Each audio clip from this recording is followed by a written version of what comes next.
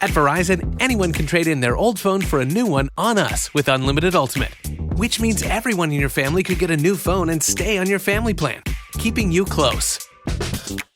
Hey, Mom, you seen my toothbrush? Yeah, I'm almost done with it. Oh, maybe too close. Trade in and additional terms apply. See Verizon.com for details.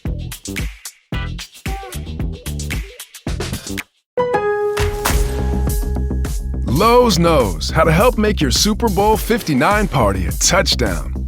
Let us help you prep your home to host with top brands like Charbroil, Blackstone, and LG, so you can be the MVP of game day. Plus, use the Lowe's app to find what you need for a seamless shopping run. Or huddle up with our Lowe's Red Vest associates to help make all your game time hosting decisions.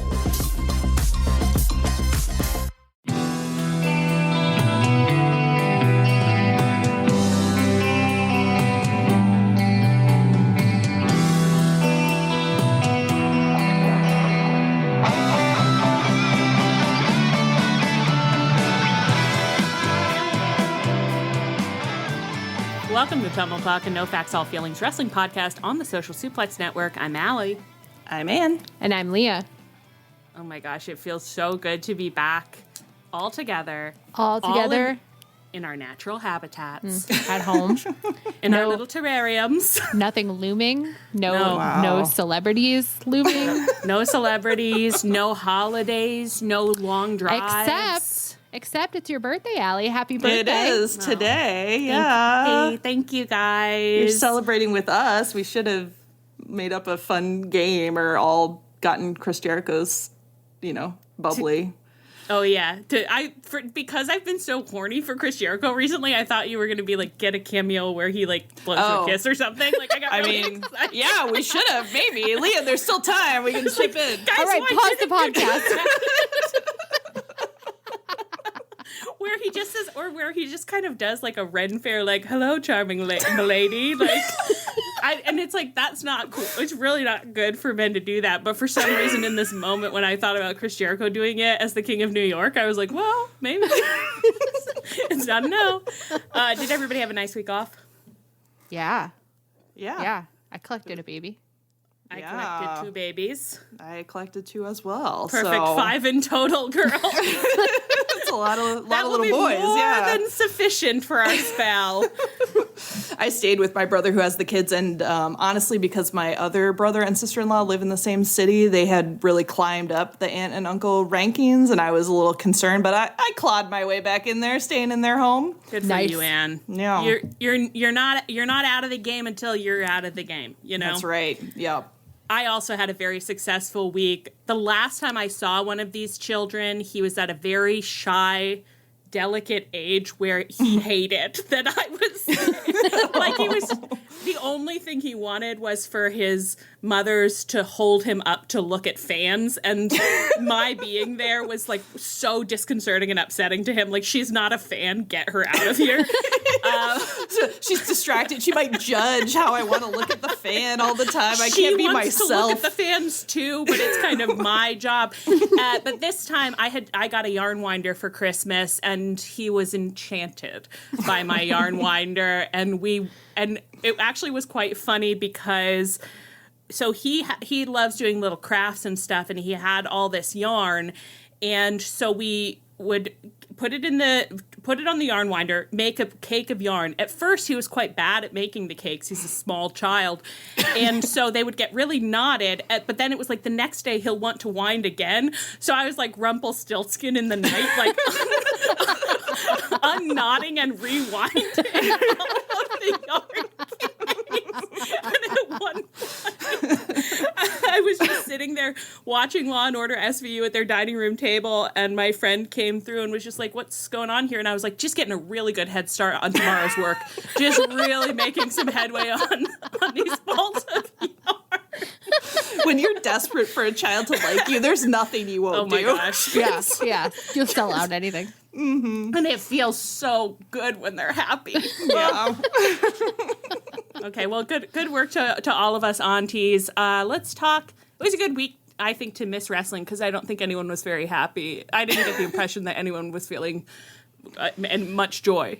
No, So- the vibes were pretty rancid, so I was really glad we just simply didn't have to engage in that. But we didn't know anything about that because we were winding our yarn and moving up the rankings and seeing babies.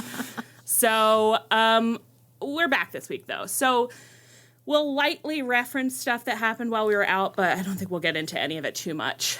Last week on Dynamite, Kenny Omega fought Brian Cage. The Machine versus the Best Bout Machine. When I read that, I was just like, wow, wrestling's so stupid. Wrestling, you're dumb. Kenny won, and then afterwards he got beaten up by the Callis family, and Will Ospreay ran out for the save, and then Fletcher and Takeshita and Ospreay and Omega all threw down with each other and thumbed each other in the eyes and stuff. And then this week's Dynamite opened with an in-ring face-off between Will Ospreay and Kenny Omega. So Ospreay congratulated Kenny on still being alive. And then he was just explaining in just such a sweet, dumb boy way, like, I know, maybe I've been a dick before, but I've changed. I'm, like, fine now. It's, like, crazy that you came back right now because Jon Moxley is, like, pretty out of control. I don't really know what to do about that. I'm just desperate to make a friend, and just kind of seems like we could be friends now. His vibe was so funny because he was so stupid, and it was just like, Kenny, you've been gone, and things got real bad around here, like you wouldn't believe it, and I think you and I really could maybe make it up. It's been so scary, and I don't have any friends. And I keep trying to get at Moxley, but then the Doghouse family keeps getting in my way. my mom said that if you want to make a friend, just ask, but I asked lots of people, Kenny, and nobody says yes. Brody keeps barking at me. Well, And they even have a room in their faction, but I don't know what the barking means. they didn't want me in there. I could bark real good. They wanted me to, but they didn't even want to hear it. They just barked at me and left. The idea of Will Ospreay desperate to do a barking audition in the House of Black, and they just like bark over him, and he keeps being like, "Please be quiet. I can do it. You'll be able to hear it." Oh my god. Anyway, Kenny didn't buy it. He was like, you were such a dick and you suck and I don't think I'll ever be forgiving you. Anyway, in the middle of that, Don Callis came out. It was pretty delightful, too, because Kenny was like, I remember exactly what happened the last time we saw each other. You tried to put a screwdriver in my head, and it was the same screwdriver as Don Callis, and I'm still pretty mad about it. I was like, wow, is this the first time anyone's ever remembered the last time they interacted on wrestling? Honestly, incredible. maybe. I couldn't count the number of times just last night. I was like, do they remember their previous history? Because even I do, and I think it would be relevant in this moment. I thought it was so incredibly well done because I saw someone be like, it was really rushed. And I was like, I guess, like, I mean, I know it all happened in the span of like 10 minutes, but they covered every single beat that you'd want them to cover, right? Mm-hmm. And to be the most important part, they talked to each other through this thing. Like, Kenny was like talking to Ospreay about things that had happened, and he referenced it not in a like very like theatrical like and many moons ago. Like he was like no concrete. Yeah, very concrete. He was like, this happened. I remember it. I was And here's how I felt stairs. about I was it. there. I remember it. All too well. I agree. I mean, the bar is on the floor, basically. Oh, yeah. Which, I mean, it's just funny when we're saying this, and it's like, yeah, you should all be able to do this. Like, pause. This shouldn't be as hard as it apparently is for some of you. It's like they just accessed in their mind banks things that happened in the past, which I know is difficult. We complain about it a lot, but you can always go to cagesideseats.com and read a recap. They accessed those memories, and then they just concretely said what those memories were and how it might impact them in the present. And I thought that was really good to do. It was really well done. It was like, this is what I needed. Like, sometimes when sometimes when we say things like, you know, like they could have pulled on their history, I think people often like imagine that it would take like segments and you know, video packages and all this stuff, and it's like no, literally just what Kenny and Will Ospreay did that made me happy. And it's like sometimes the wrestlers have to say it. It can't just be commentary. I'm sorry, commentary. Yes. Of course, I love to listen to our fun commentators, but I would be lying if I said that they don't sometimes become background noise. Sometimes the wrestlers themselves must say the things if you want us to hear and understand them. And you should want us to hear and understand Right, and if you want me to fully believe it, you have to say it. Like, Yeah. the commentary can kind of hint at it and lead you there, but you have to say it. That's true. Yeah. And you learn so much about, like, people's characters and where they are in that moment when they interact with one another. Like, it really clarifies things more when they do have, like, an actual conversation where they're, like, and they're not just monologuing at each other. Dialogue. Right. Yes. To speak to each other, not monologue about each other. Like, like it gave me so much more of a sense of like where Kenny is emotionally than like a monologue does. Right. It's like, Kenny is like attacking Don Callis the second he sees him. Kenny is holding grudges. Like Kenny's furious. Yeah, you know, he's in that's a very great. bitter, vengeful place, even though he pretended he. I know. Kenny said, I'm over all of that. But then Don Callis came out and said, look at these two prima donnas. And Kenny bolted for him like a racehorse that just got shot with a dart. Like, it's like he had a shot on his rump and he bolted. I really do actually appreciate it because it is funny because, like, when his guts were falling out, he was, like, actually, like, fighting, like, Ricky and Big Bill and, like, he had, like... the thing with the Elite, and he like somehow I actually really love this. He was like, the source of my problems is still Don Callis. It wasn't that. It wasn't the Elite. I know the Young Bucks' heart. It's fine. I know their hearts. The theme of the week in wrestling. The true root of all of my problems is Don Callis, and I know I can get my life and my guts back on track if I can simply murder him. If I kill Don Callis, nothing can ever go wrong with my guts again. It's honestly so nice because he was like, he had that dissociating vibe so much when his guts were going bad, but he was often like sitting next to Don Callis, who was talking about like the weird things he'd done to Kenny in the past and the powders and what have you. So it's like, like for Kenny to go from that where it's like I'm kind of under his spell to like, oh, actually I hate him. It's like an interesting shift, but it makes sense for the character. Yeah, I think it's great. So he was fighting. So he bolted for Don Callis. I think it was kind of a trap because then the Callis not really a trap because it's like you can kind of see it coming. Like, it was a box like propped up with a big chocolate cake underneath it. He said, "What am I gonna do? Not lunge for the cake?" And it's like, so true, King. When you want it, you'll pay any price. And so the rest of the Callis family came out to wail on him. Ospreay was standing in the ring, kind of clearly deciding what to do because Kenny really rebuffed his offer of friendship. I love that he took a minute to be like, I don't know, and then was like, well, you're just gonna have a good time. So he jumped on in there and they started brawling. They went out into the crowd. They went out into the arena. I didn't expect the segment to go on for as long as it did, and I was so delighted by it. Yeah. And it really, it feels so stupid, especially for me, an idiot, to be like, this felt like really old school AEW, but it actually did. I saw multiple people, including that Bleacher Report recap, say the same thing. So it's actually a really insightful actually a smart observation. Hey guys, and you did say it at the time. I said it at the time. Yeah. And I was just interested in it because I was like, they did this and it really did have the feel of like early AEW stuff. And I felt the same way about the cliffhanger a couple weeks ago. And so I was watching this and being like, wow, am I understanding Kenny's creative instincts? Am I accessing some of Kenny's creative instincts? And I felt proud of myself. Maybe, but I could be wrong. Yeah. I don't know. No, it seems that way. Yeah. It was so much fun. It was a really fun brawl and like really interesting in the arena. Like they were doing crazy stuff, obviously, because they're very good wrestlers, but it was so fun to watch. Yeah. Those moonsaults off the things. Yeah. Yeah.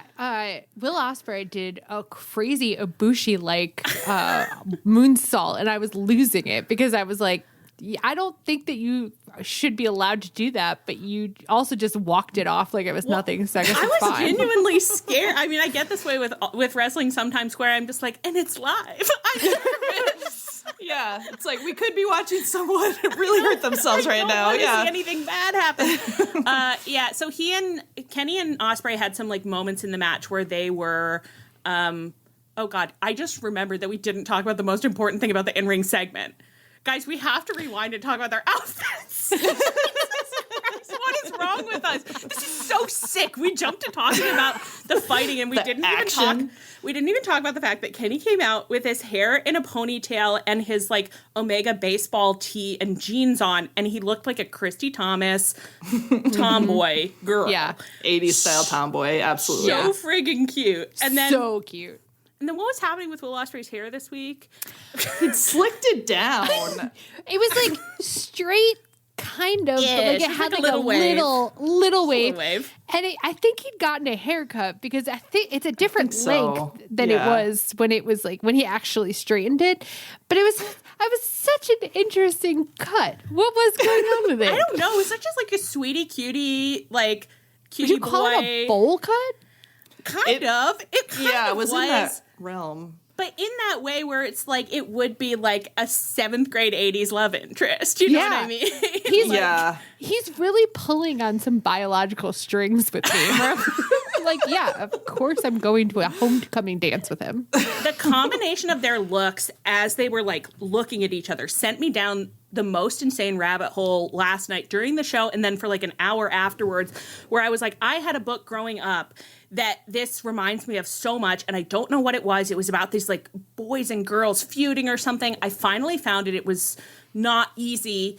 It was by Louis Satcher, and it was called 6th Grade Secrets. And it's about this girl who starts a club called Pig City, which I'm obsessed with. Wow. And in order to join Pig City, you had to submit as evidence some kind of embarrassing secret that the club would then hold, you know, as like blackmail, basically, so you could never betray the club. So it was kind of NXIVM for 6th graders? Kind of a little bit. But then, like, this guy tried to join, and he was going to take a photo of himself in a dress and kiss the main girl, Laura, who's Kenny in this scenario, as his blackmail. But then something goes wrong, so then he starts another club called, like, Monkey Town. So it's Monkey Town in Pig City, and they get in this big fight, and Laura has this beautiful butt-length hair that she's so proud of, but then eventually this mean girl cuts it all off, and it's like pretty bad behavior. But then she ends up like the guy who founded Monkey Town, they make up and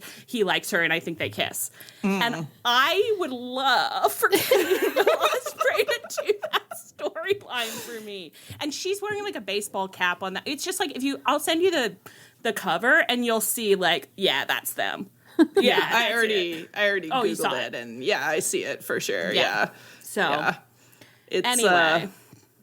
That's incredible. I want to read this book immediately, and I'm obsessed with Kenny starting a club called Pig City. The club named Pig City. I read that and I was like, that's fucking badass. Did I appreciate that growing up enough? Like how fucking cool that is? Pig City. Anyway. Okay, what else? So what were we talking about? The wrestling. Yeah, they did. Yeah, so then they jumped off stuff. Oh, production? Kenny did a crazy moonsault too. Production missed it. You kind of saw the first half of it, I think. Yeah, but not ideal. Classic old school AEW at the same time. So, you know. You can't argue with that. If I were Kenny, I would be ripshit about that, though. I would be like, what the fuck, guys? He probably I really would be like, I would not be over. I'd be like, you missed it? My moonsault? He's noting it down in his little notebook. It's like the exploding Deathwire match. Barbed wire death match. Kenny was the one who was ripshit, after the exploding Death Wire. Yeah. Okay. So then they had all this fighting, and then Kenny and Will climbed a lighting rig. Is that what that was? Mm-hmm. And they were just up the lighting rig, shouting out some little bon mots to Don Callis as he retreated. And Kenny basically was like, let's have a, Will, I'm so sorry. Like, I will be your friend, brother. I'm hopping in the foxhole with you. You can put baby in the corner, but only you, nobody else, like that kind of stuff. And he said, you and I will fight Fletcher and Takeshita at Grand Slam Australia. And then they came down. They came down from the lighting ring and popped their tops off. Just immediately stripped them off. Okay, buddies. Before they came down, first Kenny's music started playing, and he was like, "Wait, I'm not done." And then he actually did promo the Australia thing, and then he was like, "Now I'm done because I got to climb down because I'm afraid of heights." And he did like a little giggle too. It was quite cute, and he did his goodbye and good night thing up there, which is always so funny. Every time he does it again, I'm like, "Oh, Kenny, we're still doing okay, yeah, let's do it. We'll still do it, yeah. Like I just somehow can't internalize that, like how much he loves doing it. I know. Well, and every time he does it, and it's been going on for so long, I always think he's about to say, "And good night, nurse." And I'm just like, I don't know why that's stuck in my head like that, but it's always like, Kenny, what are you doing? Oh, right. That's not what it is. Oh my God. I love him so much. It was a perfect start to Dynamite. I'm so happy with the way he's coming back right now. And I think I initially was like a little bit like, oh, he's back with the Don Callis family. But honestly, now I think it's great because there's like a lot of fun matchups they can do with all these guys. Yeah. And it's like Kenny's doing like pretty good character consistency. I think the points you made earlier about his like dissociation the last time we saw him with Callis and like how he's responding now, it's like it's working really well. And like I think it's probably I think that I liked what it brought out in Ospreay. I liked Ospreay's character in relation to Kenny's, and I was like, okay, let's keep doing that because Will, I'm gonna need to see it. I want you to watch what Big Brother Kenny does. Right. Get him a little mentor. Get him a big brother, little brother, big brother, little brother. Well, I was gonna say what almost came out of my mouth was big brother, big sister, and I was like, well, that's different. But like, I just thought that, like, once again, like, they earned it. You know what I mean? Like, the thing is that, like, because they did that brawl and because it was longer than it usually is, and it was so insane and joyous, and you could see Kenny, like, especially with his promo from last week where he was like, if I'm not wrestling, I wish I was dead. And so when he was doing this, you could see him being like, yes, this is what I love. So, of course, in that mood, he's like, and you're my comrade in this. We're in the foxhole. Let's do this. And you can kind of see Will Ospreay's just like, oh, fuck, yeah. I know. Nobody's actually gone there with me yet. But yeah, this is awesome. Yeah. When Will Ospreay was so powered up that he just scaled that wall, like, it's like the exuberance of it. It's just like, yes, finally. A psycho friend. Well, and honestly, it is also like, it's one thing for Will Ospreay to be like, I'm done with the Don Callis family, but it's another thing to actually watch him like attack them. You know, it is more believable. So it's also like, I mean, it doesn't make no sense. It adds up in wrestling logic, I think. I think the only other thing that I wanted to say here was that, it's two things. One, I do just want to point out, very funny, Kenny's ponytail, so cute when he came out. And then mid-brawl, when it was coming out of the ponytail, he looked like broken Matt Hardy. And go back and review the footage and you'll find I'm correct. It was really terrible hair in the middle there. But, I appreciate that it's hard for the men in the middle of the match. I know it. The ponytail was so cute because he really was giving like rom-com heroine before, like when she's still in her like snippy stage where she's like, I know that you lied to take me to the prom, but I'm never gonna forgive you, you know? And then when he lost the ponytail, it was definitely broken Matt Hardy. It was very like, there was a reason he put his hair in a ponytail this morning. Yes. Kenny, let's keep working on those curls. The ponytail is so cute, but we have a long way to go before we sleep. Okay, buddy? And then the final thing is just if I don't see a Young Buck soon, I don't know who is going to have to answer for it, but someone will. Well, I don't know who we're going to like get to do anything about this because I think the Bucks are really enjoying wrestling once every 6 weeks in a country that appreciates them. So like, I'm like, what cookie do we have? What carrot do we have that we can wave to be like, come home? We have a stick. We have our wrath. We tell them, We'd love to see you shirtless in America, boys. You don't want to be shirtless in America soon. I'm gonna flip my lid. I don't know. Kenny and Ospreay love taking their tops off. I'm just, Hey, you look at your big brothers for a change. I don't know if it's. I didn't count, but I just saw on Twitter just before we got on that it's been 85 days since the Bucks have been on Dynamite. Like, I'm Death gonna would kill be myself. kinder. We can't continue to live under these conditions. No. Okay? We have there's a lot going on. This can't be adding to my mental stress load, okay?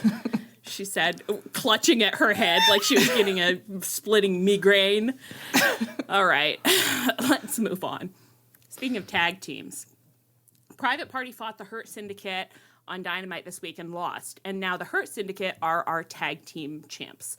Afterwards, so I guess this is, I spottily viewed some of our missing Collision and Dynamite. What I gather is that Private Party and Mark Briscoe fought MVP Bobby Lashley and Shelton Benjamin last week at some point. I didn't know that MVP wrestled, so that's fun.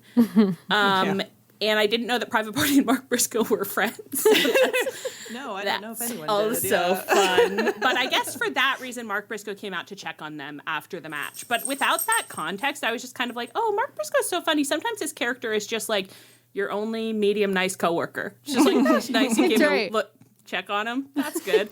He's also a little bit friendless lately, so maybe he's just in the market, you know? Yeah. I can't believe he lost Kyle. It's so sick. Disgusting. Yeah. You ever see those videos of like a dog that lives with cats and the cats will start fighting and the dog will just come out of nowhere and be like, is no one going to break this up? Fine. Like, I'll just break it up. It's like, that's Mark Briscoe. He's the only one wandering backstage being like, y'all know you can't just hit each other with screwdrivers and scissors and shit. At least not without me around. What do you guys want to say about, so it's the end of Private Party's reign. What did you want to say about that? I think that Trish and Sarah this week had a very, an episode that they subtitled Trish and Sarah Address Their Enemies, which amazing. I love. Amazing work, girls. And they really got into, like, how unfair this reign was. And Sarah made a point that I thought, like, has been, like, echoing around in my head, which is that, like, it's, like, the Guns ended up having a better reign than they did, like, because even though the Guns aren't better wrestlers, they were booked differently. And even though, like, everybody knew that they were transitional champs because FTR was afraid of the Acclaimed, they ended up having a pretty fun reign, in my opinion, as transitional champs. So Private Party didn't have to hold it long if you just did something fun with them. But the only real feud they were involved in was Top Flight versus Action Andretti and Leo Rush, which wasn't even about them. They were they were just adjacent. So bummer. Yeah, it's sort of interesting because I feel like Toni might have had the experience that I had where it was like watching Private Party with the Young Bucks. You're like, oh my God, like suddenly I'm so invested in Private Party. And then the second it was off screen, it was like, oh wait, I don't care anymore, you know? But yeah, I mean, they clearly shouldn't have made them the champs if they weren't ready to like at least. And I think it's like you just don't run. You don't have the option of doing that. It's like once you've made anybody the champ, no matter how like you feel about them at that point, you have to think like, okay, well, if I like, what are their strengths and what are their deficiencies, and how can I book them in a way that highlights those strengths and downplays those deficiencies? Like, because I don't feel.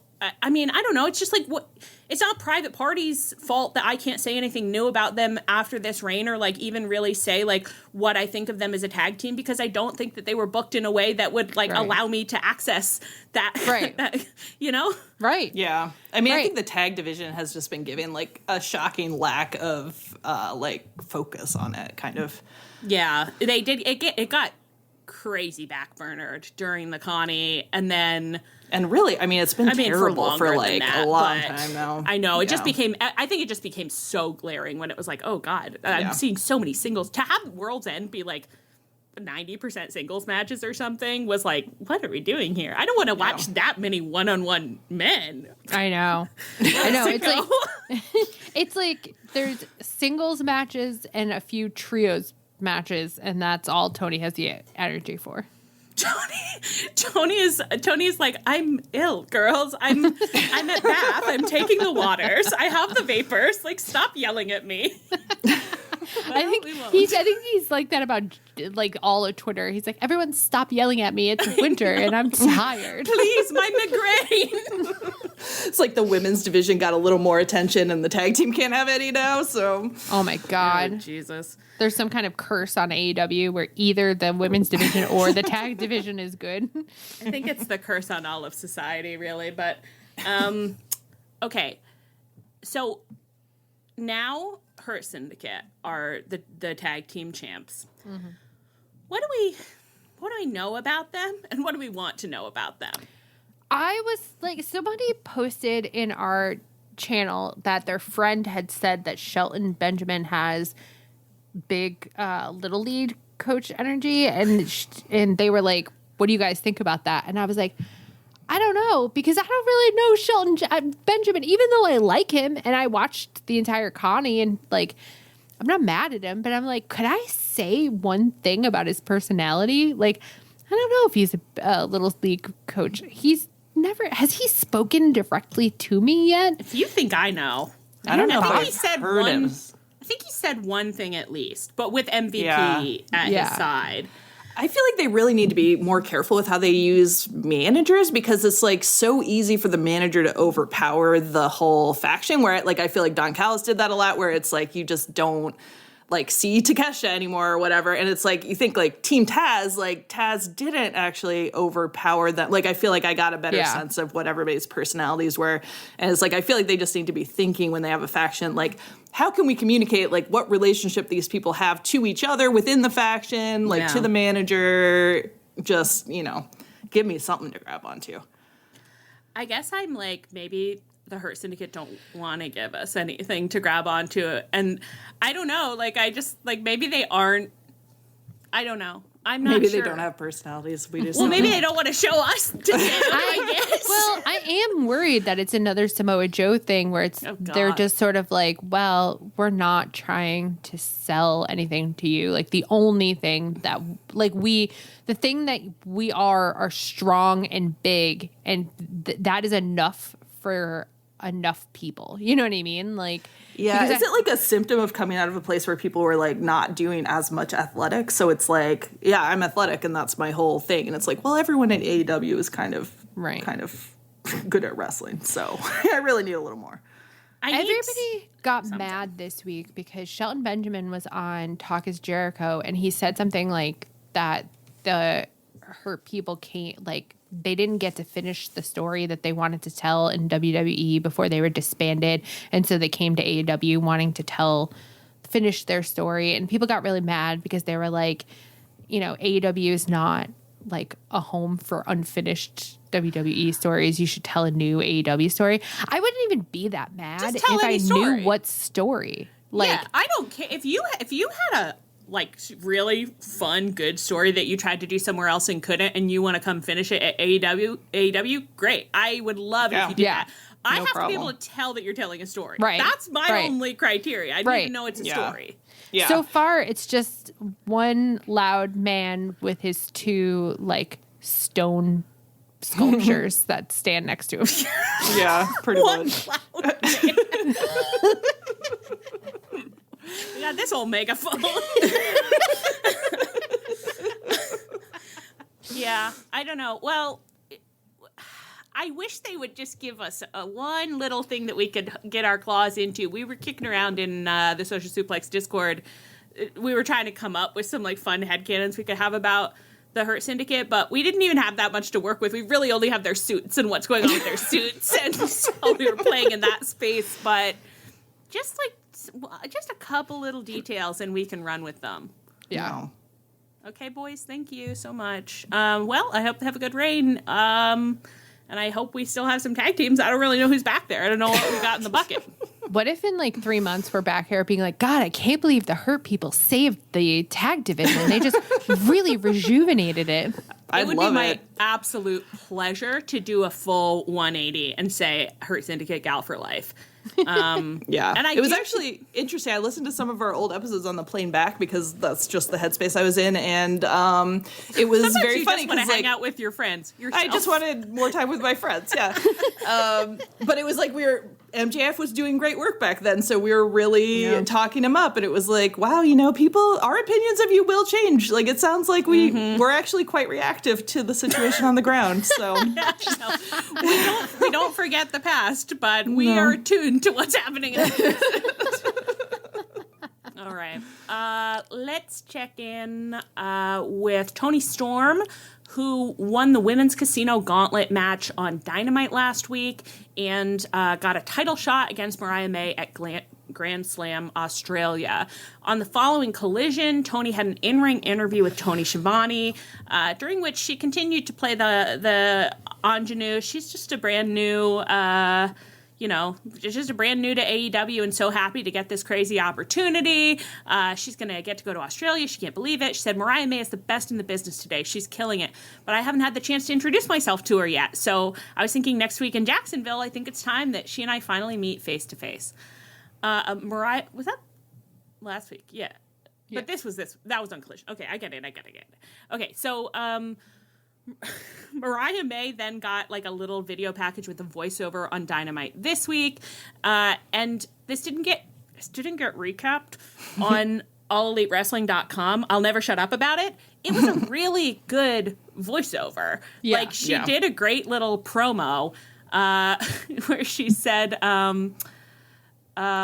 did you find someone else transcribe this, or did you transcribe it? I went and transcribed it. I went and did the work because I was rip shit when I realized that they didn't transcribe a single word of it. I was like, you lazy motherfucker, Tony Khan. Just because you have 50 jobs, you refuse to transcribe these promos in whole. Okay, so she said, I'm the most disrespected champion in AEW history. I've raised this title to a level it had never seen before. Every match, every moment, every massacre, and I made it all look so good. And how does this company repay me? By enabling a deranged woman over this video shot of Toni Storm doing the dorkiest little smile and giving a thumbs up. Mwah. So cute. Enabling a deranged woman for a second time. This is what you have for your woman, for your champion, a woman I played like a dysfunctional fiddle and beat without blinking an eye. Fine, let's play your game, and I'll scramble her shallow brain even worse than I did the first time. And when she's gasping for air whilst I'm grasping my gold, every fan and every person at AEW will realize one thing: you don't deserve me. Toni Storm, I can't wait to meet you. My God. Killer. I know. Incredible. As I was reading that, I kept thinking, like, I probably shouldn't read the whole thing, but then she did a really nice job with it. She's got some great little internal rhyme scheme stuff in there. Beautiful work, Miss Mariah. I love her being like, why is AEW allowing this deranged woman? Like, that's so good. Yeah. Did one of you say that it's like the vibe was a little bit that she was like, it's medical malpractice? It's so funny, and Toni's being so funny with it too, with her whole like, I'm just so starstruck to be here. It's just incredible that this is happening, and like everyone around her just being like, oh, okay. So where are you guys at this point on like the question of how this is going to play out? If Toni is like faking it at this point, like if you think at some point the mask will drop, I don't know. I'm still putting my eggs in that bucket that at some point, I think Sarah has said that like what she wants is at some point the mask is going to slip and Toni's going to go, it was the role of a lifetime. Oh my God, I would die. I love that. The fun thing is that, like, I feel like I'm very interested if she's faking it, but I'm also very interested if she's not, like, I think it's really fun way, which is, like, so great for a storyline. I mean, you could do a great beat, and actually she's, like, probably up to it in terms of, like, the specific Hammy kind of acting. You could do a great beat where she gets another hit to the head and suddenly remembers and takes in, like, what's happening to her, and every emotion is, like, playing across her face. Like, that would be so sexy, too. Yeah, she's honestly, like, doing really great acting as this, like, ingenue role. Like, I keep being like, wow, it's really, even just her body language is different, and everything's... Her face, like, when she was, when she was talking to Harley this week, like I was just watching her face and I was like, and that's timeless Toni. That's the same woman? They're the same. Yeah. It's like she literally looks younger, I think, just from how she's holding herself, which is incredible. Yeah. She's really fucking good.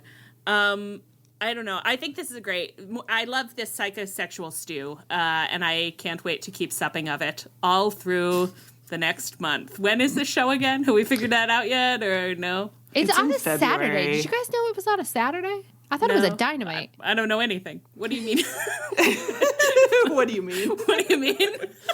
I mean, they probably did that so that it's like watchable in America at whatever time. That's true. Well, will it even be? What's the time difference? It's like 14 hours. Yeah, something? It depends on where you are, I guess. I think I'd remember. I was just there.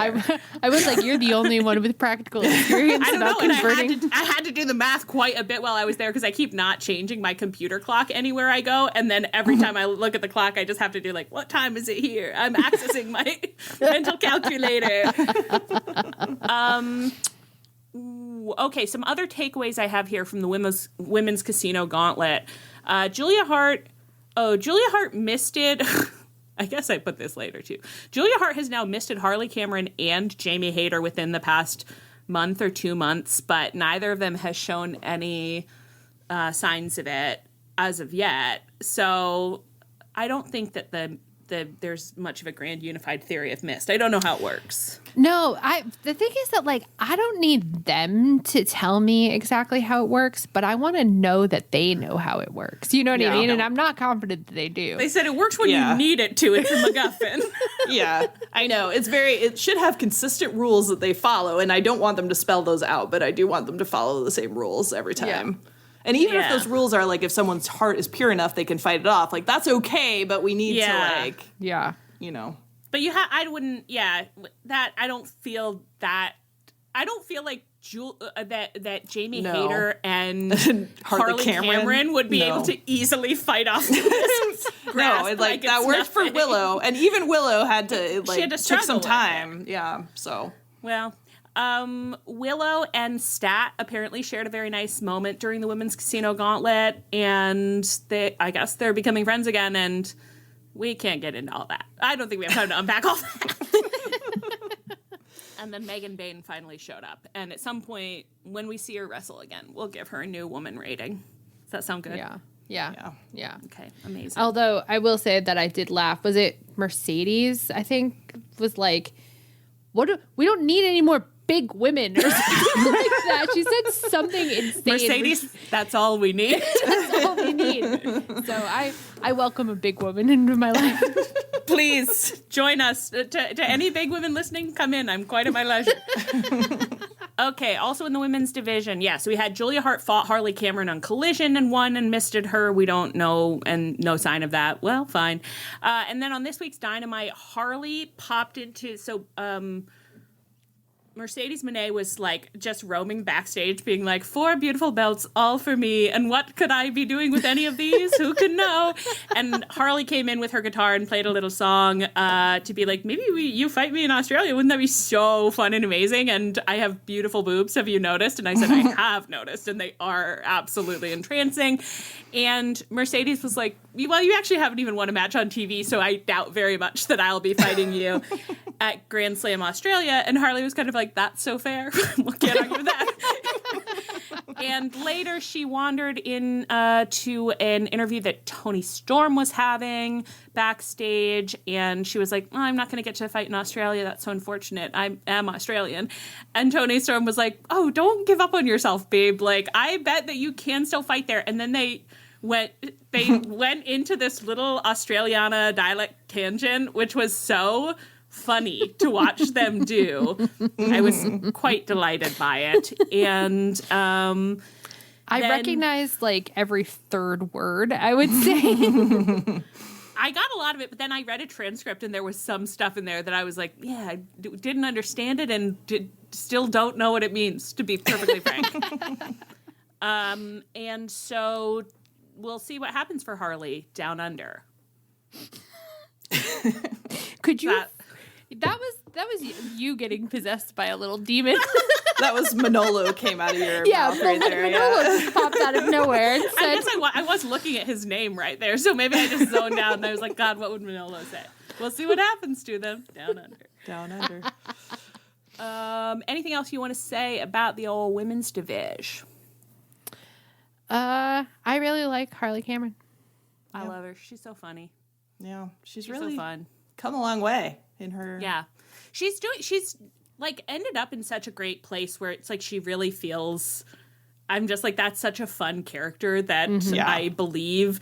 And in some ways, some of what she's doing is not that different than some of the stuff she was doing right when she showed up. But I don't think that QT Marshall's TMZ parody was a great venue in which to meet Harley Cameron. No, I would say when she was trying to sing romantic songs to Anthony Bowen.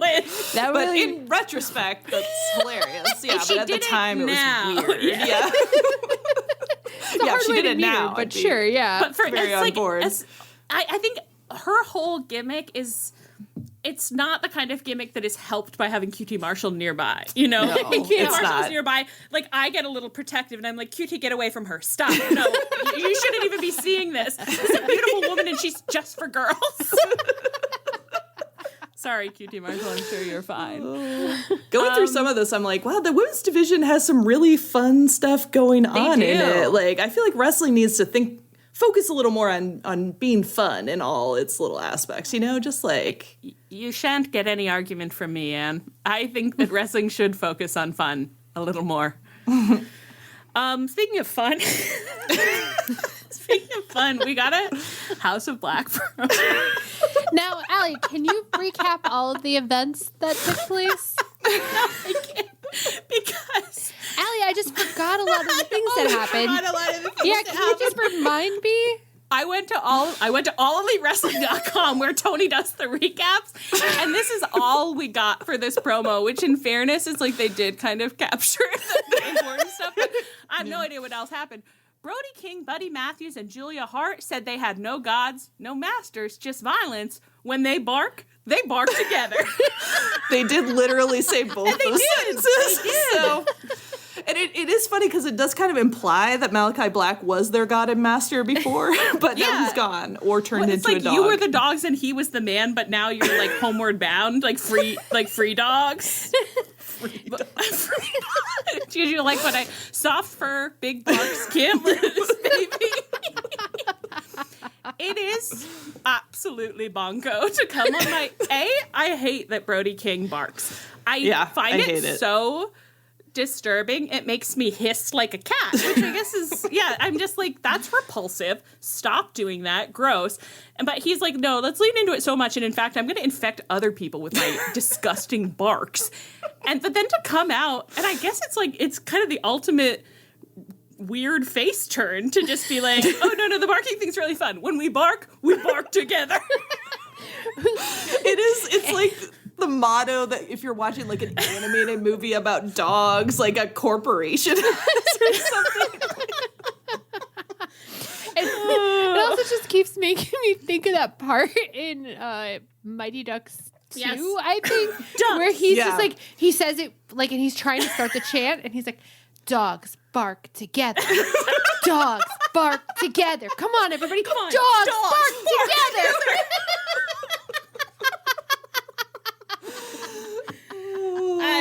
I don't know about any of that, you know, but I guess just like good for them.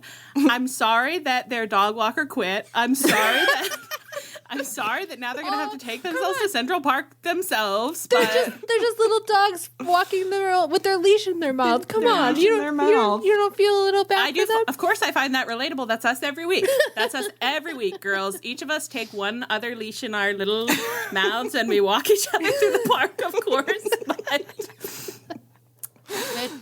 good luck to them.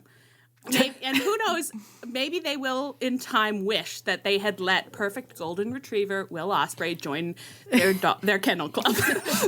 If only they had let him complete his barking audition, Somewhere Will Ospreay is like, thank God they didn't take me up on it. I wouldn't have been available for Kenny. He's like, I left all these messages and everyone called me back all at once.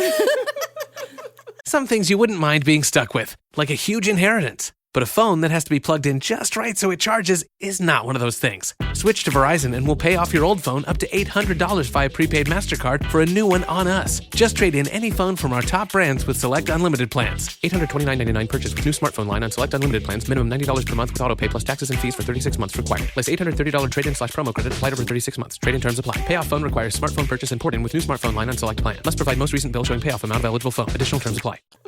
All right. Let's move on. So I guess last week, I didn't see a lot of this, but I don't even know what I'm about to describe. I guess last week, Jericho had a backstage interview with Lexi Nair where they must have already... Okay, he knew that they were going to have this 12-man tag that everyone was really mad about. I know that. But I didn't see anything else about it. So then I looked up who was in the 12-man tag and I thought, yeah, it doesn't look like a great match, but kind of normal given what's going on. And then I read the description of the match and I was like, I don't know, kind of a normal match, I think. But clearly it was the straw that broke the old camel's back for many. And I respect that. I can't understand it really because I didn't see it, but I respect it. It was so interesting to me because, looking at it, I was like, yeah, that's kind of like what a collision match is. But now we're mad, where it's like, but I think everyone, they just have their own special little guys and everyone's feelings about the promotion are based on where their special little guys are. And I'm kind of in a position where I'm like, well, I think the quality's been about the same for 2 years. I think because of course, all of us as a group, the IWC, we know that the product has suffered since Chuck Taylor has been a less important part of it. But I thought we'd all come to terms with that by now. Guys, it's been quite a few years. We've had our Widow Swedes on for quite a while now. So I think that people were having a reaction to Mox and Jericho tagging together without any real explanation about why they would team up. But I had my thing with that. I was like, oh, I mourned that already. It was when Kenny and Jericho teamed up. God, that's so true. I went through that and I came out the other side and said, sometimes people just got to tag together. I don't know what to tell you. And sometimes when those things happen, you get the most beautiful promo that AEW has ever given us. So I think that's Billy the thing Starks. That keeps confusing me the most about how down everyone is right now. Because it's not that I think the things they're mad about are going well, but to me, I've been much madder at other times, Kenny and Jericho teaming, the end of MJF's reign, Danielson and Swerve. I've been really mad at those times. Whereas right now, I'm kind of well, Death Riders is in kind of a soggy middle, but that's pretty typical for. It's the bleak midwinter, so I'll let it ride. We'll just deal with that later. I'm also not. The other thing about the Death Rider stuff is I'm kind of well, can you envision anything else? I kind of wish that Danny Garcia and Jungle Boy were on TV more, but they weren't ever going to be in the main event scene. I don't really know what else I would do with the main event scene right now. Probably put Hangman in it maybe, but I don't know. Yeah, and it's it also hasn't been going on for that long compared to other things I've hated. So it's all relative, right? Yeah. I mean, it is nonsensical. I don't see any reason why this current iteration of Mox would ever want to team up with Jericho, but at the same time, I think that was the big key to it, where they were if his whole cult leader persona is I hate stupid gimmick stuff. I want pure madness for madness. And then he encounters the learning tree and says, get over here on my side. But then at the same time, it's Jericho is also a cult leader. So on some level, I'm can't you see their eyes? And I guess they were in the same room together, but I haven't seen it. Can't you see their eyes locking? And it's just game recognized game. And you're running a murder suey cult just like me? Well, those are some workers there. Yeah, those are some political players. Yeah. Also, can't you give it to Jericho a little bit? Be nobody could stay mad at him. Come on. Jericho did it again. I know that the IWC started talking about the Jericho Vortex, and then Jericho took possession of the Jericho Vortex. And it's the Jericho Vortex is truly just his personality, which is irresistible, in the long term. It's for brief all who stand against Jericho eventually will fall. Yeah. In these old episodes, we were not huge Jericho fans, but here we are today. Yeah, so he'll get you. Like, you don't know that your brain is being poisoned, and it's kind of like, it's like when a cactus dies and then it just collapses in on itself like goo. That's what comes for all of us with Mr. Jericho. And as you know, because as I said repeatedly in the schedule, I only included this section because I wanted to say Jericho looks fuckable again. I just want to talk about Chris Jericho looking fuckable. He looks really beautiful. He looks really good as the King of New York. I'm honestly like still loving his little 2-minute segments, and it's very funny to me that everyone else is so done with it, because I'm like, it takes no time. They're so short. Big Bill's killing it. I'll watch anybody do anything for 2 minutes. Yeah, for it's sure. like it's no MJF. It's fine. When you go 13 minutes, that's when I'm like, you need to stop. Jericho used to, and You now did used to. I think I love, as I was doing the schedule, it suddenly occurred to me to think about it this way, and I was like, oh, he's really my special boy, where it's just like every old man on TV now is taking up so much time, getting lambasted, begging to be killed in the manner to which they've become accustomed, et cetera, et cetera. And Chris Jericho is just like, I just show up looking younger than ever for 2 minutes a week, and nobody's mad at me right now because they're so busy being mad at everybody else. And I said, it's so true. You are the least problematic old man on screen most weeks, for sure.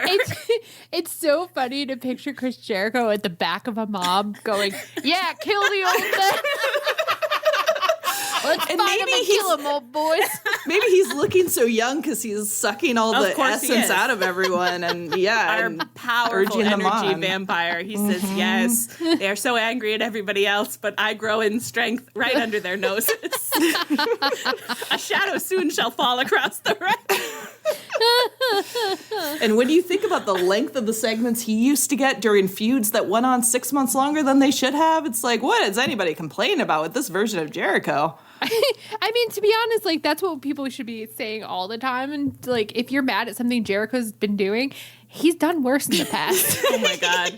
So much worse. He's just so benign now. It's like, you can't be mad, and he looks really good. And so I see him, I think, like, wow, I'd love to kiss him. If he wanted to. If he ever wanted to, I'd love to kiss him. Anyway. And he did say that that they've known each other a long time, for like 20 years, and that Mox gave him a scar above his eye that he still has. And I was like, oh, really? Well, that's interesting. So you just carry that with you all the time. I think, and you did kind of say, like, I don't want him to kiss, but, it's kind of juicy. And I said, whoa, wait a second. What if they did, though? Whoa, hang on a second. It's like, hey, if anybody wants to kiss, I wouldn't stop them. This is the pitch. It's the Brady Bunch, but it's about two cults joining together because their cult leaders are having a fantastically weird sexual affair in the great city of New York. Extremely different cults. It really is like what are the two most? I mean, it is like a multi-level marketing kind of cult combined with a Heaven's Gate. Yeah. Just like. Wow, I think that Chris Jericho should. Okay, no, I think it might be problematic. Okay, I'm gonna say it. Should I say it? No, if you say it's problematic, cut it afterwards. Okay. Mm-hmm. Heaven's Gate is bad. Obviously, it's it's really bad. Great disclaimer. Yeah, I'd love to hear the so important to start there. To be clear, I don't support cults. Cults are bad. Heaven's Gate, especially where everybody died / was killed. That's very bad, and it's not cool. And that is why, unfortunately, I never, ever, ever would purchase any of the super fucking rad Heaven's Gate replica badges that they made that say Heaven's Gate away team, and they look so fucking cool. And sometimes I just Google them and I just look at them and I think I never would buy it. Cults are very bad. It's very bad that this happened to these people. I'm really sorry. It is such a cool badge. Anyway, I just thought that Chris Jericho could start selling badges. That's it.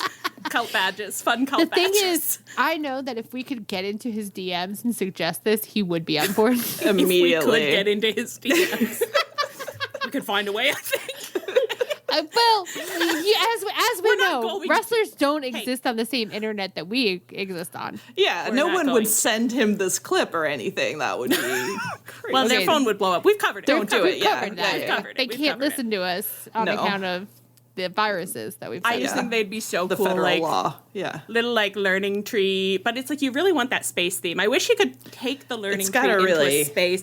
Heaven's Gate Away Team was really just like, DM, it sucks that you were a cult. You should have just been like a cool TV show. That would have rocked. TV show. I know. And I actually watched a documentary on them one time and realized I didn't know that much about them. And it was just kind of a bummer because they weren't even like being run by like a narcissistic sociopath. It was just like unmedicated mental illness, really, it seemed like. It's really sad. So this is a good segment. You know, it is, as we've repeatedly said, it's really sad and bad. But they had a great graphic designer somehow. Yeah, this patch really is great. It's so good. Wow. Okay, well, Chris Jericho, that's a free idea. This is kind of like FTR, where we're like, yeah, they're rancid demons that ruin our lives, but every fucking time they come out with great merch. Yeah, FTR is much like Heaven's Gate. I think that's our takeaway. Oh my god, I wish they were on the away team. Anyway, Mox cut this promo. Speaking of Nexium, Mox cut this promo on Dynamite where he said he would throw Adam Copeland's carcass on top of a pile of dead animals. And then he said, maybe the next time you go to the doctor, Cope, you get some bad news. Maybe it's a worst case scenario. And in that case, I won't lose even a little bit of sleep over it. I don't sleep much anyway. I don't have time to sleep. Okay, two things. A, didn't get recapped correctly. That line was cut. Toni, I'm onto your ass. Two, I heard it and I really can't justify it, but it's just because I keep thinking about cults when I watch him. And I thought, Keith Raniere, Nexium, Midnight Volleyball, John Moxley. John Moxley up all night, making his whole faction stay up all night playing Midnight Volleyball. That's not, hey, it's not nothing. It's not nothing. And it loops back around because, like, when we started watching, we were seeing a lot of Mox in his old gear with the little boy shorts and the knee pads, and we always said he looked like a girls' volleyball player in a very sexy way, and I would love for Mox, girl volleyball player / cult leader, to come back with 2 a.m. volleyball. When I think about how good life was when he was wearing those little knee pads and those little shorts and he was the hottest player on the girls volleyball team and he like would skip practice sometimes and just like make out with people under the bleachers. Ooh. Yeah. A shudder runneth through me. Well, what are we talking about here? Just how great cults are. Yeah. And how Allie really loves them. How aesthetically great cults are. Sometimes there's just something about a cult. Not Nexium. Nexium aesthetically pretty bad, but terrible. the Midnight Volleyball stuff, when you take it away from the Keith Raniere, kind of fun. But actually, when Keith Raniere was there, really not fun and very difficult to understand why anybody would do it. No part of it was being done. Yeah. Do you know Oneida silverware was invented by a sex cult? Yeah, isn't that crazy? You told me that before. Yeah. That's a fun fact. It's a fun fact. America is really just a little nugget. And they're everywhere. Great, you know? Morally dubious, aesthetically great. Sometimes. Anyway. Sometimes. Whoa, ladies. Not all the time. Well, and what else happened on here? 2.0 are back together. We don't really know how. They did fight the United Kingdom. This is in this section for some reason that we can't get into. It's in this section, and it happened, and we'll see that later. I'm excited, though. Yeah, clear. happy. That's good. Very I'm psyched. happy that he lives. For people to be remarried in this time. We have to reunite some of these tag teams. We need some remarriages to happen. And they are... And for Danny to have a home again with two parents. Of course, you that's know what we how I want feel for him. about 2-parent households. I hope he hasn't been on TV because he's been so busy parent trapping his dads. Oh my god! And I can't wait to give him a round of applause for it next time I see him and say, "Good for you, young boy." Over Christmas, Danny Garcia went to sleepaway camp. He met his identical twin. Yes. Here we are. Great work. Imagine the pop you would pop if you truly didn't know that a wrestler was an identical twin for like years and then suddenly their identical twin showed up. I wish it could happen. It'd be so fun if Danny Garcia suddenly came to the ring with a second Danny Garcia. Oh my god. It would be huge. I really could not get over it. Yeah. I think I'd be like Lucille Bluth when what's his face shows up. What's his name? Not Glenn. Gene Parmesan. And I wish I could feel that. Just the way that she looks in those scenes. Okay. Cope and Pac fought. That was the main event last night, and it was pretty boring, to be quite honest with you. And afterwards, we cut backstage, and Mox was doing pity BDSM on the Rock and Roll Express again. And had he tied up FTR too? I didn't even know. Yeah. I didn't notice that they were in the room until someone on the Discord was like, and Cash was there. And I was like, and Cash was there? Yeah, his mouth was taped over. Yeah, it wasn't a very big close-up on them. Why does Rock and Roll Express only show up to get tied up? Like, are they just really into They BDSM, heard all those times that we said no kink shaming at AEW, and they said bet. Finally, a safe space for us. I don't know, but it is very funny. Like, just that they just get like tied up is so funny. It's like no impact play. Just well, I think that's enough of that. Jay White. Oh, right. So they had this match. Cope won, and then the Death Riders came out and surrounded Pac surrounded Cope. I can do this, guys. Surrounded Cope. And then Jay White ran out to save Cope for some reason. Well, there's a couple reasons that I can produce. Shall I? Yeah. One, had that match with Mox, still mad at Mox. Yeah. Two, from New Zealand, presumably going to get a little match in Australia. I like how your reasons are like one kayfabe, one non-kayfabe. One for me, one for you. One for me, one for you. That's all I got, I think. And I do think he canonically hates FTR, who are involved in this, but... I hate when they do runouts like this where you're having to do like three-dimensional, like you're doing math meme to be like, wait, why would he? And then you're like, oh, I guess he's still mad about the Mox thing. It's funny, like, especially in this scenario, because my understanding of Jay White is that, like, he might not run out to save his own mother. So it's like, you've really got to do some math to make this one work. And I also can't stand beatdowns like this where somebody runs out and then just immediately makes no impact. Yeah. Just as immediately is dead for good. Okay. I do hate that too, but then I kind of enjoyed how, like, pathetically ineffectual Jay White seemed, and that endeared him to me, and I thought, like, wow, look at that little rat. He thought he could do something, but he couldn't. He's just been knocked out. I liked that. And, anything to say about Yuta's facial hair? Oh my god. The bangs in his eyes, I was losing my mind. He looks like a cartoon character. That doesn't look real. No, it's so funny. He looks like he's going to become Cousin It. Like, it's like, is he just going to keep What's growing the that? end game? Yeah. Where does this stop? And it is like, what are you trying to express about your character right now? I mean, I like it. Maybe he's hiding from his cult leader. Like, he's having doubts. He keeps getting hit for, like, making eye contact in a way that Mox doesn't like. So. Look away, peasant. I wouldn't mind if Mox leaned into that kind of Mad King vibe a little more and started ordering people, you know, it's like, don't look at my eyes. Like, why aren't you looking at me? Like, and that you could see, like, Claudio and Yuta trying to dance around it. Well, what would rule is if Yuta and Marina were, like, trying to dance around, but, like, Claudio's thriving on it more and just getting, he's like, the more nonsensical the orders, the more I thrive. Claudio's like, this is a challenge I am happy to meet. My king. And their relationship is becoming more and more unhingedly sexual as each week goes by. And you keep being like, I didn't think that this is who Claudio was, but, like, clearly the orders are doing it for him.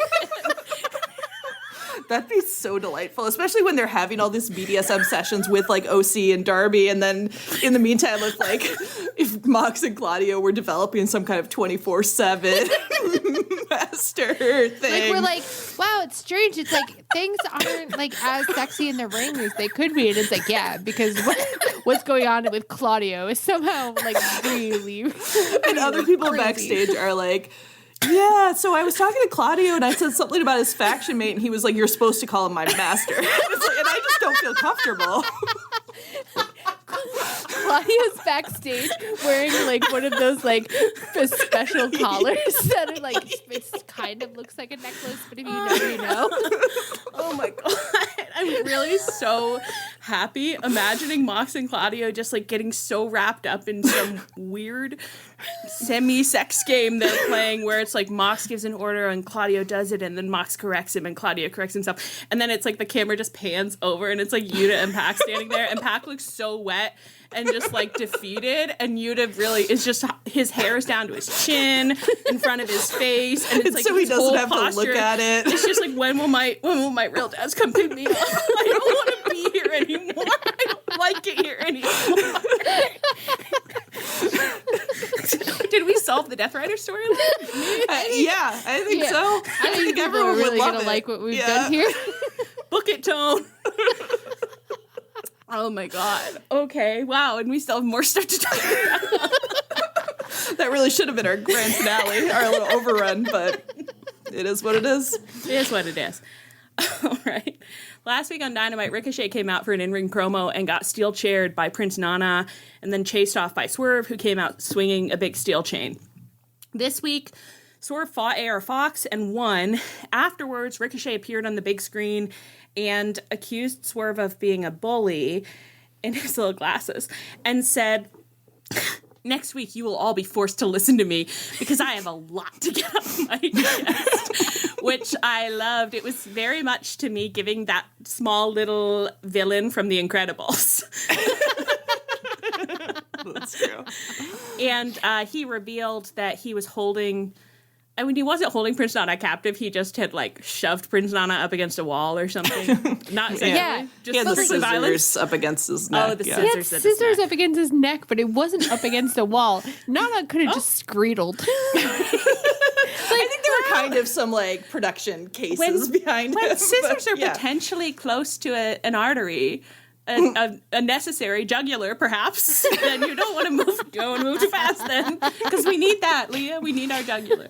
You know? I was watching this segment, and no shade to it. It was a great segment, but I was in the middle of it, and I was like, I have to watch Hangman tell Nana that he's going to steal his weed. And so in the middle of that segment, I muted it and pulled that up and then laughed to myself because the way Nana capers, he goes, no, you're not. You're not. That's really the kind of feedback. If it could be completely anonymized, it wouldn't not be helpful for Toni to be able to just see like what people were doing elsewhere on the internet at various points in his show to be like, was this working or not? Like that's kind of working because it's like, yeah, you went to watch more of the product. That's amazing. There's things that he could see me doing that he'd be like, I'm wondering We've if lost some interest. do you think people are liking this? He would have been pretty perplexed, I think, by the Googling you were doing about the children's book. But, You know, he's like, but it is how relevant. caused this? Okay. Oh, yes. Okay. So then later we got a backstage promo from Swerve. I think he had repossessed Nana at that point. Mm-hmm. And Nana had come to no harm. I believe he looked okay. Yeah, he looked fine. That's good. So that's kind of a lot of people are doing violence these days that doesn't really have repercussions. I will say that, you know. But I wasn't mad about it because Swerve was really fucking pissed off. Mm-hmm. And he was kind of pacing, and I believe he called himself the lion that will get his hands on the rodent, which I loved. Although I hope they don't end up on Mox's pile of animal carcasses. Be careful. Mr. Big Game Hunter Moxley is just around the corner, so be very careful. What do you guys think? Ricochet's character that he's doing now is like really working for me. Like I just think it's so funny. It's like different from what other people are doing. It's such like a good, like cowardly heel. You know, he's like an alpha man, but like it's, you know, a little dweeb. Yeah. I think people were saying that Swerve kind of helped him figure this out or work it out, which like makes sense to me because Swerve is so good at characterization and storytelling, but it's like, oh, this is killer. Like Swerve should be working with everybody. Yeah. I mean, truly. And in the Bleacher Report recap this week, they said something about him where they were like, Swerve remains the gold standard for stardom in AEW. His world title reign elevated him to the top of the business, and he remains in that spot, making every segment matter. And that, like, that last part is the part that really got me, where it's like, like, no matter, like, how, like, what he's supposed to do in any given segment, he makes it matter. And I think somehow he's gotten Ricochet there, too, where Ricochet, he could show up for 30 seconds, and that 30 seconds matters. It, like, really, like, you're going to pay attention to it. So it's like, it's almost like Swerve understands, like, the economy of time. You know what I mean? Like, he's not wasting any of it. He's really the king of making the most of every opportunity. Because, like, you look at his career in AEW and it's like, oh, he really kind of got cut off at different points, you know, but really, like, kept going or had things going badly and then brought it back. Like, it's just like, you know, he lost a lot to people and it's like it really worked. And I think it's really fun and interesting to have like enough that he's been at AEW for long enough now that you can look back at all his feuds. And I really would say, like, every time he's in a feud, it might not end up being my favorite feud, but like he'll make it about something. Like he's always clearly like doing something with his character and like wants the other person to be doing something with theirs. Which is really, again, the bar's on the floor. But that's really cool. I really like that. You get the feeling that Swerve could give an elevator pitch for any single one of his feuds. Yeah. Don't you feel like it's crazy, too? Because I feel like he's so cool, and it seems so effortless for him to be cool, but he's not boring, which is kind of hard, because I feel like a lot of wrestlers come out there, like, wanting to look cool, and then they end up being, like, kind of giving me nothing, whereas Swerve is, like, interestingly, like, vulnerable enough for me to be interested while still being, like, a very cool guy. It is a character note to be, like, I have a chip on my shoulder. Like, you know, it's like, I'm cool, but I'm also, like, I'm trying to prove something to you. Right. Like, you know, there's enough layers there to make it interesting. It's really nice, and it's like I wanted to like Ricochet so much because he has this long relationship with our own special son, and so I said, like, I want to love your child, my grandchild. I need to love him, but he hadn't been doing anything. You know, it's like he was just kind of showing up, like, oh, you want me to? I have to give a promo. I'll say something, I guess. But like, it does feel like in this feud, it's like, oh, say something about something. I have an idea of like what the whole thing is about, and then I say something, and then I'll kind of contribute to that, and it's like, great, this is perfect. You're killing it. And last week he did a promo where he came out to the ring, walked around in a circle glaring at the crowd who were booing him, and then just left. And I was like, that's incredibly effective. That's so funny. So funny. And it's like the kind of thing that's so fun when you're in the crowd. Like, and I feel like Swerve's really good at this too, where it's like using the crowd and the crowd reactions really well. Yep. Yeah. Which actually, the crowd started chanting Swerve's house at Ricochet, which I was like, on the one hand, I kind of love it. But on the other hand, that's special. That's for Hangman. That's to needle Hangman. Hey. Don't cheat on Hangman with Ricochet. Ricochet hasn't done anything to his house. All right. Let's move on. Oh, could it be our final topic? But there's so much in here. So, I guess last week, wow, we saved the most fun for last, huh?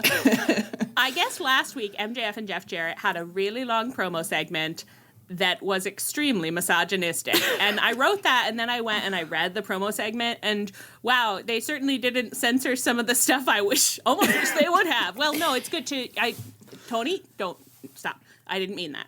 I never want you to censor anything, but it was kind of like, wow, you didn't think you should censor this? That troubles me a little bit. Really? You cut all the meat out of like the Mariah and Toni segments, but this you're like in full. I will render it in full. You kept this line where MJF basically was like, I'm going to use your wife sexually and then ship her back to you in a box. Like, I wouldn't. I guess if I were censoring things my wrestlers had said, I'd probably start there. But I guess that's just me. I wouldn't be proud of it. That this was allowed to go on the air is wild to me. Like, Jeff Jarrett, who is the baby face, called MJF's mother and girlfriend a quote unquote call girl, which is like honestly still Really antiquated. Yeah. It's almost not even offensive. You're just like, am I supposed to be mad about that? Because like, is this 1975? Like, are we employing this term in some way? I don't understand it. He's like not even that old. Like he's Gen X. He's not JR, you know, but it's like the same thing with JR saying Jezebels, where you're just kind of like, huh, didn't expect to hear that. Yeah, it wasn't, the whole situation wasn't great. I didn't enjoy the read through. So then on this week's Dynamite, we had this backstage segment where Karen Jarrett was like, babe, can I get a word? Hey, Jeff, can I talk to you for a minute? That wasn't you, babe. I know your heart. That was not you. And Jeff was like, okay, I gotta go. He literally like interrupted her, kissed her on the forehead, and walked out without letting her finish her sentence. I was like, wow, I'm glad they're trying to convince us he's not a misogynist. It's like, if it were on purpose as a heel move, it'd be quite effective. Yeah, very effective, yeah. Just like, okay, shut up. I gotta go. And he came out to give an in-ring promo about wearing an onion on his belt, which was a style at the time. Oh my God. As I typed this, I was like, I'm not trying to be ageist. I hope I'm not being ageist. Anne's eyes went so wide at me. Do you think I am being ageist? Oh, no. I was doing it like, my God, this whole, everything that's happening is terrible. Not anything so you're nervous. saying. Imagine if this is how you find out that Anne's like, yeah, I thought you were Miss Allie, I'm Ageist this whole time. I'm getting really sick of your ageism, Allie.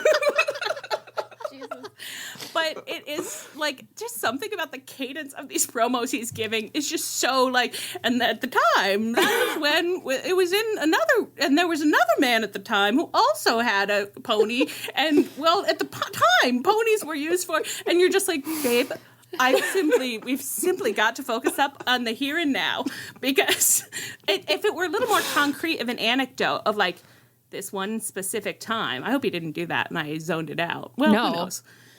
No, he didn't. It was all over the place.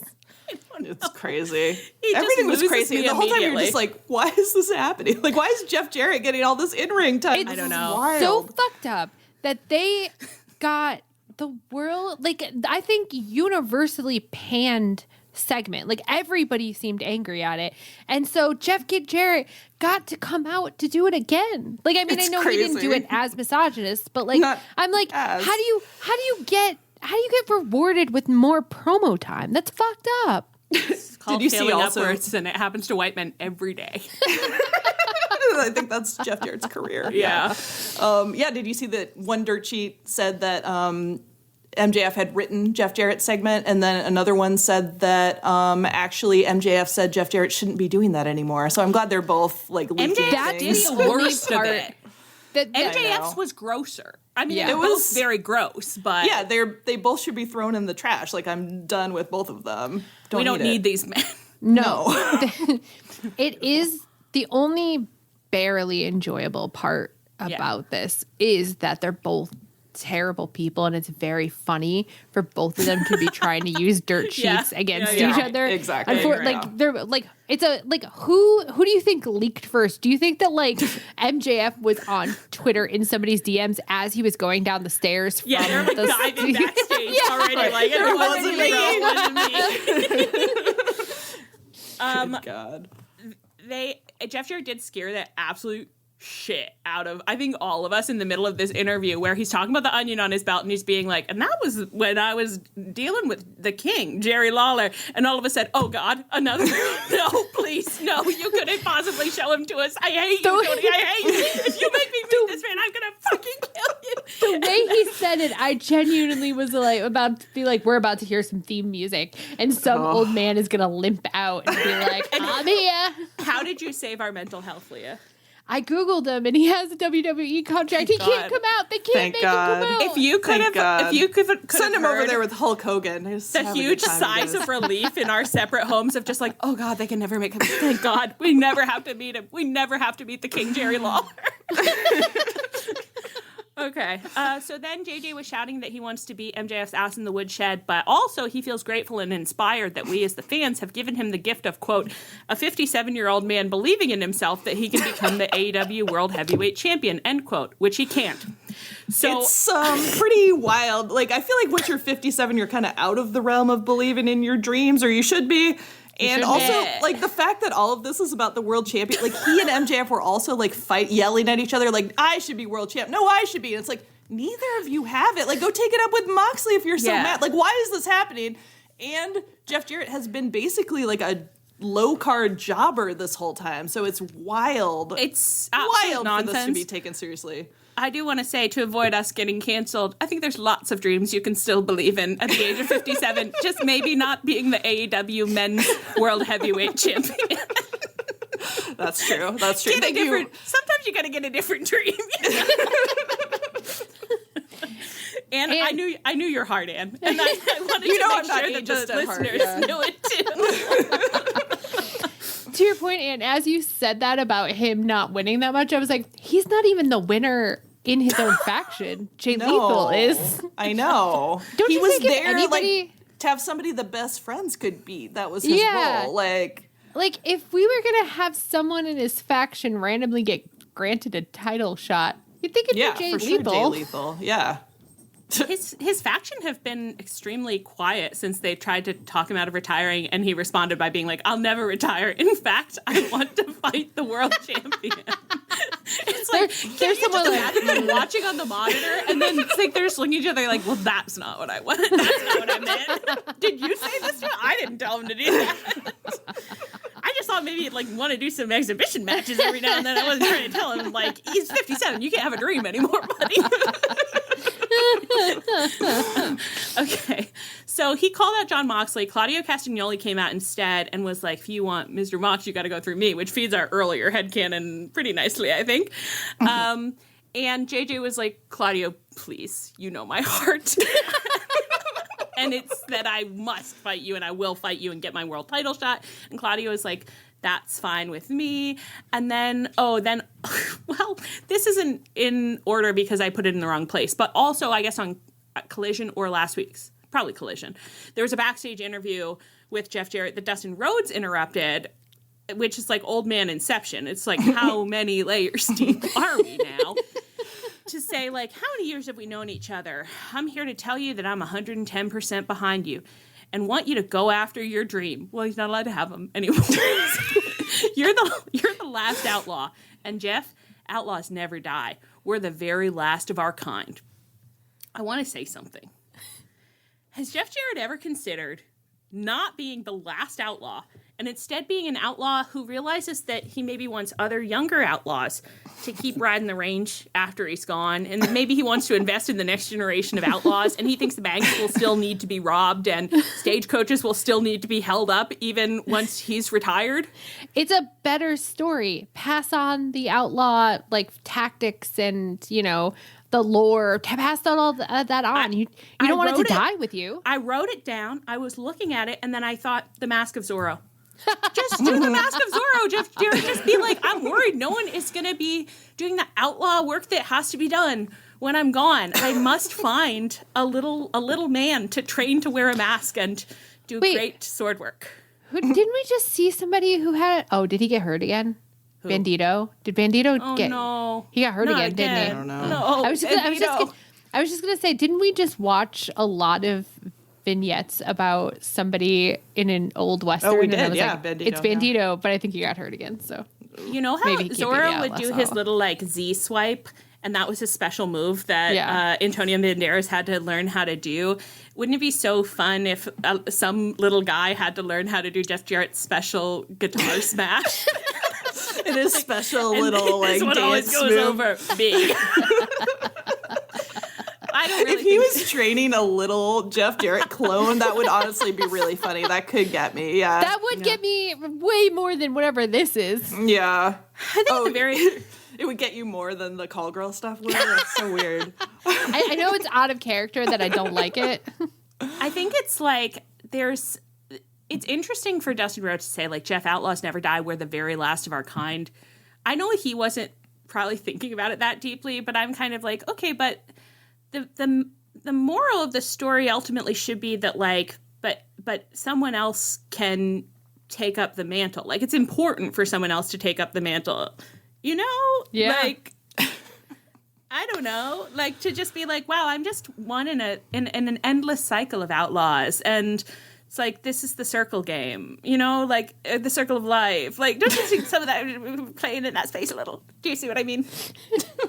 The circle game. The circle of life. Well, it was both. I meant both. No, you're right. You're absolutely right. You can't, like, you don't get to, like, close the door and shut off the light when you leave. Like, Yeah. come on. Like, this You is the need whole to thing. inspire someone else so that, like, when they go to fight, like, they see your face in the clouds, you know? And it's like, wow, he's still with it. That last outlaw never dies because he lives in my heart, you know? Yeah, right. You know? Yeah. Also, like, he's not really that unique a wrestler. It's a little bit like, get over yourself, the last outlaw. I don't really understand the last outlaw thing at all now. Well, let's do the second half of the Old Man Tango. Somehow relatedly, and I'm not 100% sure on this, but we'll hash it out together. Hangman and Christopher Daniels had a Texas death match on Collision last week, and Hangman full-on murdered Christopher Daniels. He said, you came here to die, and I came here to kill you, so we're a perfect match, 100%. Let's do it. And they did. And then he did Christopher Daniels' own finisher on him and left. And Nigel on commentary said Adam Page is the angel of death, which is a point for Nigel in my book. I do think that's quite fun to say. Mm-hmm. And so then on this week's Dynamite, we had an overlapping storylines thing where MJF came out to cut a response promo to Jeff Jarrett and got cut off by Hangman's music, and Hangman stomped down to the ring and went like nose to nose with MJF. And to me, it was unclear if I had missed something specific or if like Hangman was like mad at MJF or if it was like he was just generally fairly had a bit of an ill temper. I had to go back. I had to go back and read what had happened because I think MJF was talking and I was mad because he was talking, and then I like tuned out, and then all of a sudden Hangman was there, so I did have to go back. And I guess commentary was selling that Hangman was supposed to come out and instead MJF came out, so it's like MJF crashed Hangman's time, like, and so Hangman just got mad and like came out after all. I think sounds like a production issue. The jobber was out in the ring already, and then MJF came out, but it wasn't his match. It was like Hangman's match. So okay, yeah, but I don't think they'd had anything prior to that. So I was quite surprised. Interesting. And Christopher Daniels was just like, well, what am I going to... I'm not going to do anything about that. Yes, it's my job, but I'm not going to do anything about that. He killed me last week. So maybe that adds up. Okay, so he's mad, and he's like, get out of here. And then he squashed the jobber, and he used Christopher Daniels' finisher again, I think. And afterwards, Christopher Daniels came out and said, Hangman, I know you. This is not your heart. I know your heart. This isn't you. This isn't your heart. I know it. Not to make light of domestic violence or cold. This is a real banner app for us. Did Christopher Daniels not grab the mic and say, I'm so sorry that I made you want to hit me? I was like, what is this promo? I don't think you're making light of it. I think that you said, what is the message here? At the time, as we watched, you said, what message should we take away from this? That the man who is baited apologizes and said, I deserved it. I don't know that he said, I deserved it. He said, I didn't want to fight you. I just wanted to be your friend, and you didn't like that. You got really, really mad, and I'm really sorry about that. And you did murder me. I'm really sorry, but you did murder me, and you win. You've won the last match that I'll ever wrestle, so this is goodbye. I'm sorry, and I hope you can be happy now. And Hangman, and this is why, fuck you, he's the best in the biz. Mm-hmm. The face journey this man went on, every time, no one does it as well as him. He's so good at being like, I'm so fucked up in my brain, and you can just see him coming back to himself a little bit and being like, what am I fucking doing? Like, I'm a monster. And then the moment where he's like, yeah, I'm a monster, and I'm being a fucking monster. So shut up, Adam. I'm being a monster. Which is such good continuity from, like, when he was initially heel turning, too, when he had those moments of, like, going back to the ring and people screaming, and then kind of, that I'm a monster realization then, too. Incredible.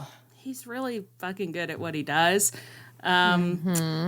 So, okay. Do you want to talk about Hangman retiring Christopher Daniels versus whatever's going on with Jeff Jarrett. Say, congratulations to Christopher Daniels for doing it real, normal, and So good, nice. and not Really taking nice. up It's stupid time. some real Goofus and Gallant shit. Yeah. Right? Where you're just like, and I really enjoyed all of our friends podcasting this week and trying to thread this needle where they're like, old men are retiring is awful unless you do it the way CD did it, which was good. Yeah. Although everyone was pre-mad about this match before it happened, and then they were like, oh, it was good in the end, which I think should be a lesson to everyone in the IWC to, like, wait and see how it goes first. But So true.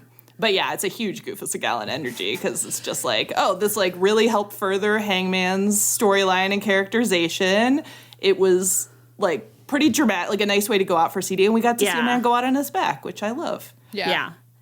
And they were friends, and you know that, and they have a long history, and you bought it, and it didn't take up too much time. And you know what? I'm gonna be the only person who says it because I was never mad at you.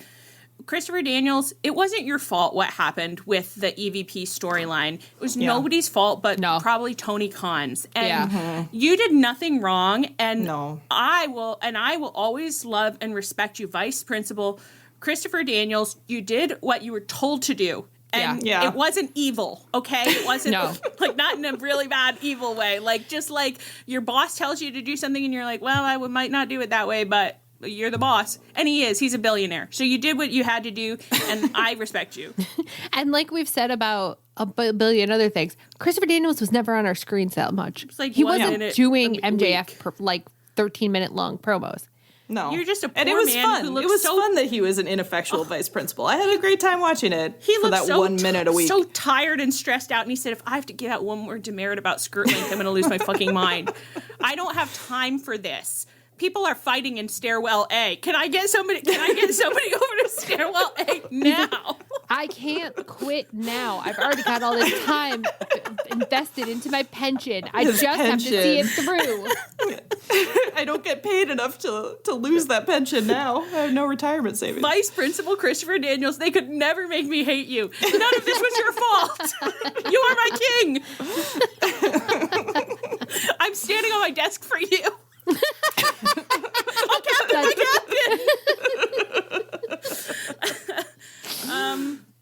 yeah, the retirements of old men. You know, it's really a rough situation. I do want to say here at the end, on the note of not being ageist, you know, I don't exactly keep going back and forth because I'm like pretty firmly on the side of like, God, they can't make me keep watching all these old men go to die programs.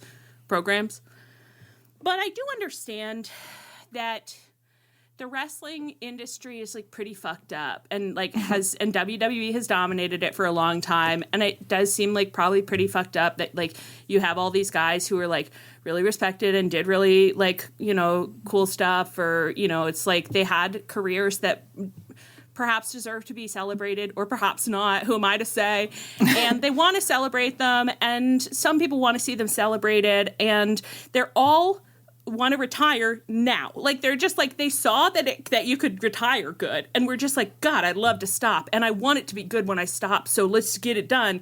And they all want to get it done now.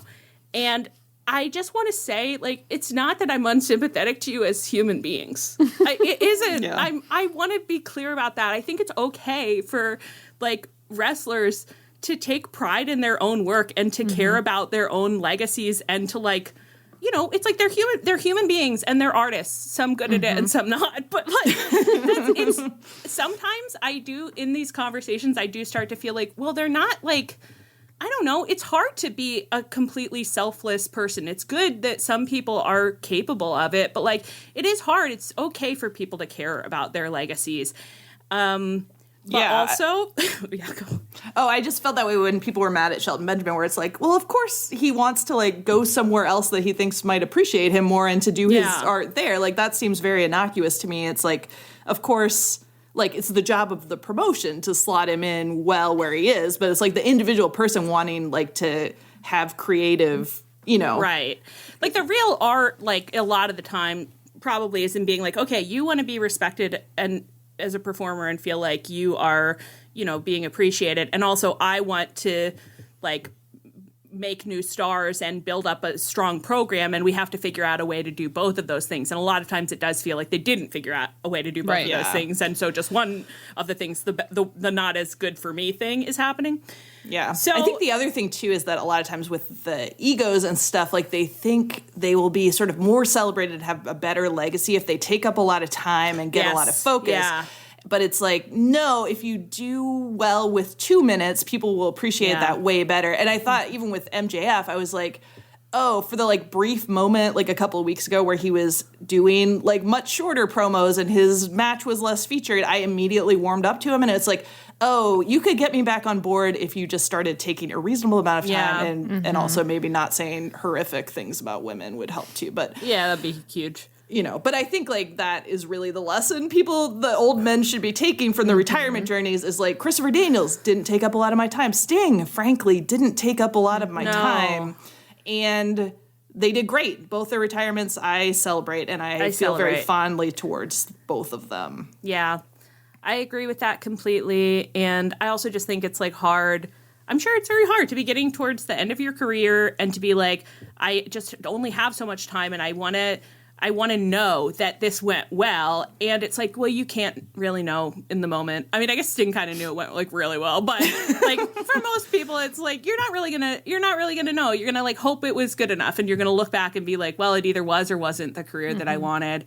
And again, the really bad thing is just that it's happening with everybody all at the same time. And it's taking up so much time and it's maybe not really good stories. And so, right. And if they were all being done well, it wouldn't be a problem.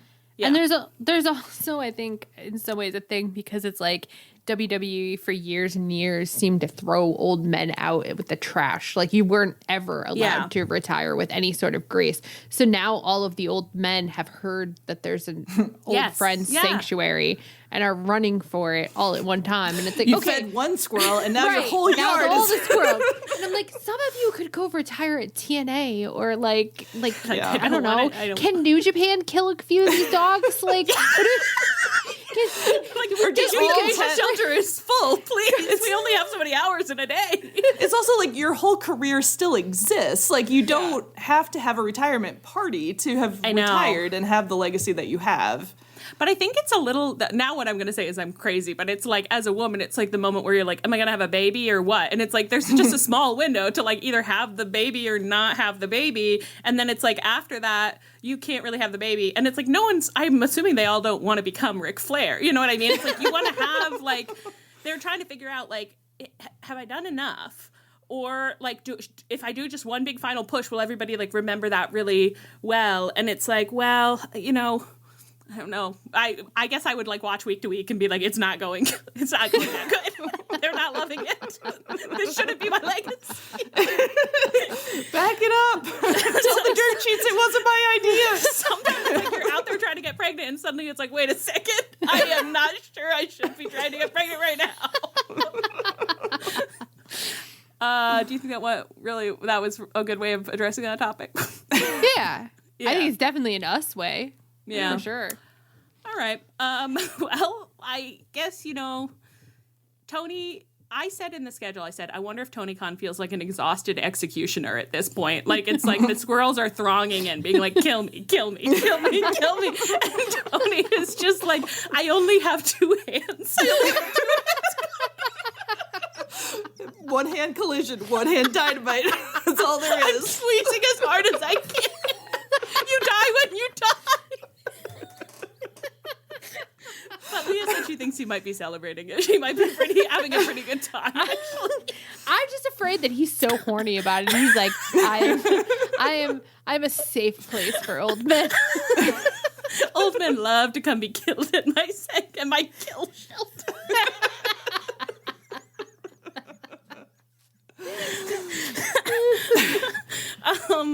Wow, guys, was there anything that you wanted to talk about that we did not talk about? Awesome. I don't think so. Perfect, because I don't think we can top what we've just done. On that note, I've been Allie. I've been Ann. I've been Leah. This is Tunnel Talk. Our theme is by Chris Corkin. You can find us on Twitter, Tumblr, and Twitch at Tunnel Talk Pod via email, tunneltalkpod@gmail.com. We have merch now. You can find it at chop-tees.com. You can also find us on the Social Suplex Network feed. Oh, you can find us on our feed and the Social Suplex Network feed. You can also find us on the Social Suplex Network Discord. Please, guys, why did I do such a bad job at this today, do you think? Why did I read it so bad? Hey, it's her birthday. Listeners, it's her birthday. I'm just You a have to little birthday forgive girl. her. I just a little forgive her birthday girl. Hey, guys, you can find us on our feed or the Social Suplex Network feed, where you can check out some of the other amazing podcasts on the network. You can also find us on the Social Suplex Network Discord, and you can read what we and our listeners had to say about Shelton Benjamin and Bobby Lashley being funny tailors. Please rate, review, and subscribe to us wherever you get your podcasts. And stay frosty, my God. And as always, please come back next week.